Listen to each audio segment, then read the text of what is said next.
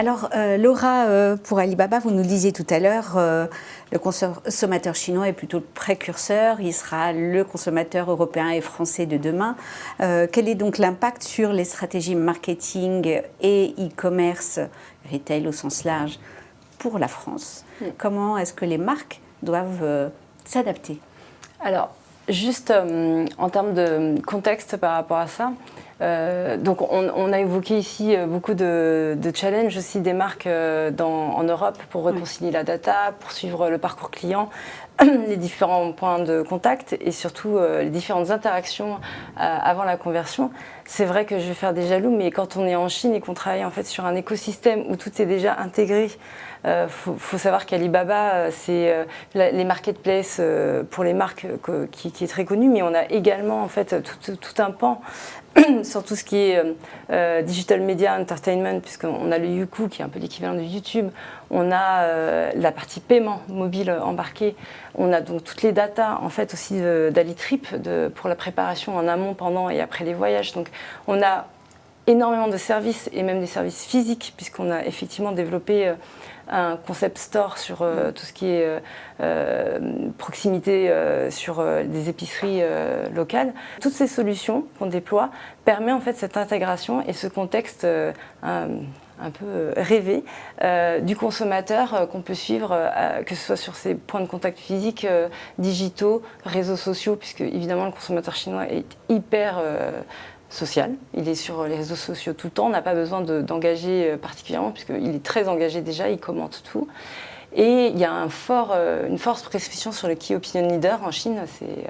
c'est incroyable, je ne donne même pas de chiffres tellement, à chaque fois je donne des chiffres qui font un peu peur. Mais ce qui permet en fait, quand on travaille en fait en Chine, quand les marques viennent en Chine, comme The Couples, c'est de voir un petit peu cet environnement comme un environnement de test, de pilote, de projet pilote, où on a enlevé en fait toutes ces frictions et ces challenges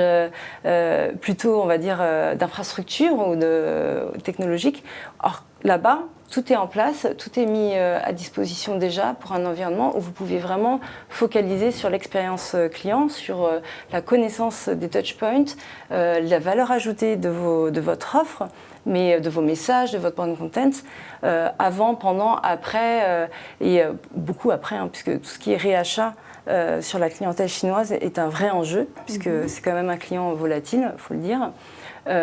comme la plupart des clients demain, puisque les propositions sont fortes. Tout est embarqué sur son mobile, mais ça veut dire qu'il peut switcher très très vite aussi d'une application à une autre, et donc avoir des applications déjà intégrées, et qui permet en fait de suivre son parcours, c'est une vraie valeur ajoutée. Et pourquoi c'est important pour les entreprises européennes ou françaises en particulier? C'est parce que c'est les préparer à l'innovation de demain. C'est effectivement les préparer à répondre à des attentes de demain. Les services qu'on voit aujourd'hui, comme le paiement sans contact en France, où on a un peu de mal, mais demain, en Chine, c'est sur le mobile, on rentre dans le magasin, on scanne les produits qu'on veut, on peut se les faire livrer, on peut se les faire cuisiner et livrer, on peut se les faire cuisiner à l'avance, arriver juste pour les consommer sur place. Tout ça est fait de manière tellement, on va dire, intégrée et sans friction technologique, ce qui permet en fait aux marques de se concentrer sur l'expérience. Donc c'est vraiment,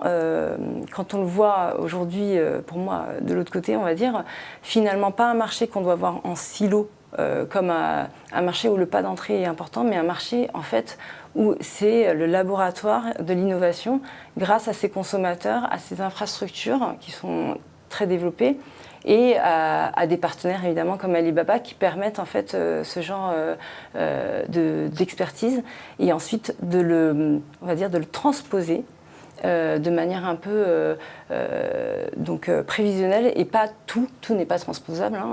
dans le contexte actuel, mais de manière à pouvoir impulser en fait des enseignements et des test and learn qu'on aura fait, que les marques auront fait elles en Chine grâce à la data et grâce aux enseignements.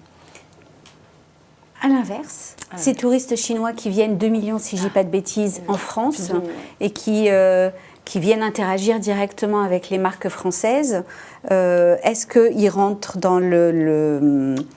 le dispositif CRM, par exemple? Quelles sont les préconisations d'un partenaire comme Alibaba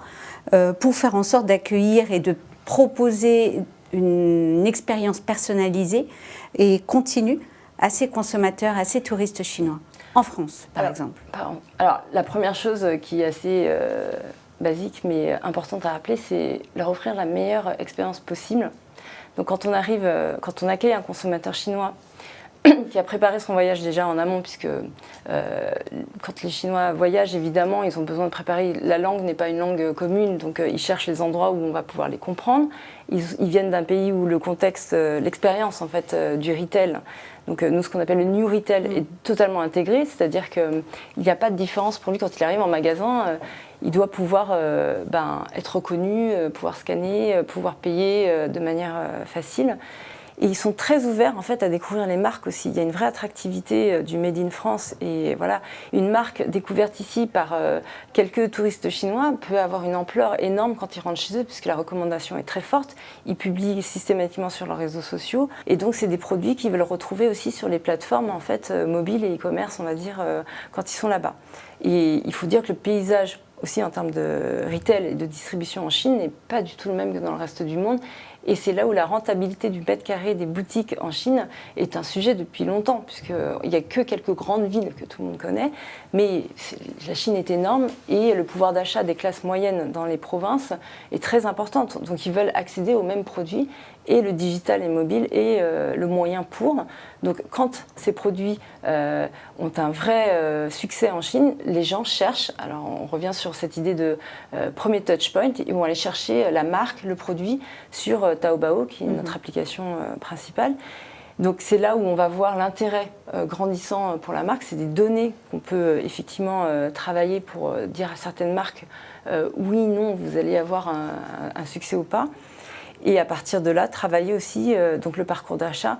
post-achat, mais pas seulement sur le client, mais sur toute la clientèle chinoise et sur le client, la valorisation effectivement de sa contribution.